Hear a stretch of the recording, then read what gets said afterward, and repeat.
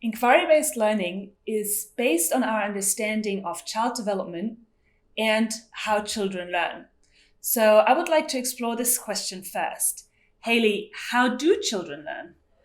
Oh, that's a really big question. It is, isn't it? But I can talk about a couple of small areas of it. Mm-hmm. In my view, the one of the most important aspects is looking at it in context, looking at building on children's prior knowledge. I think that's so important, and helping them to access that prior knowledge as well, and talking about that, I think, is really important.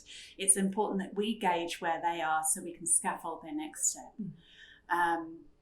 And I can give a couple of examples of this. A lot of educators say to me, I can't teach science because I don't know enough about science myself.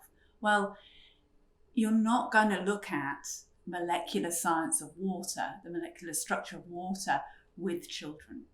That's not going to happen, because why would you, when you're talking to children that don't, for instance, my daughter didn't realise that every time we left where I live, the Blue Mountains, she used to ask me, are we leaving Australia now?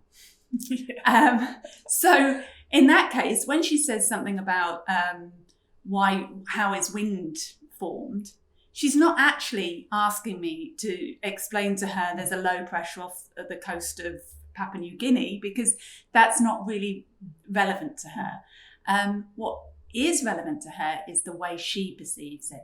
So asking that why, going back to that why, and why do you think the wind is formed, or how do you think the wind is formed, is more important at that point than actually giving the true, Googling the answer and then telling her that information. Yeah, so there's so much in this already. So really important. We want to, as educators, connect with the children's prior knowledge. So we want to find out as much as we can about the children, about their interests, and about their why questions.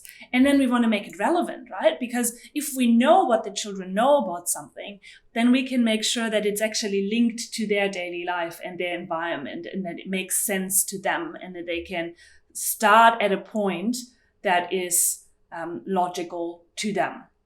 Yeah, and I know Lena will touch on this point anyway, but if you put knowledge in context, then you're far more likely to remember it and make those extra connections in the brain. Yes. So it is incredibly important knowledge. Okay. Well, there's always that, that Benjamin Franklin quote, I think, which is tell me and I'll forget, teach me and I might learn, and involve me and I'll remember. And that's really important, I think, in understanding a play-based and inquiry-based environment where children can learn to the best of their abilities, because they are learning with all of their senses. And from a neurobiological perspective, on a basic level, to understand that how we are learning in our brains is our neurons are firing and wiring together and creating pathways through synapses. And every time we experience the same thing again and again, we are deepening those pathways. We are literally creating learning pathways in the brain.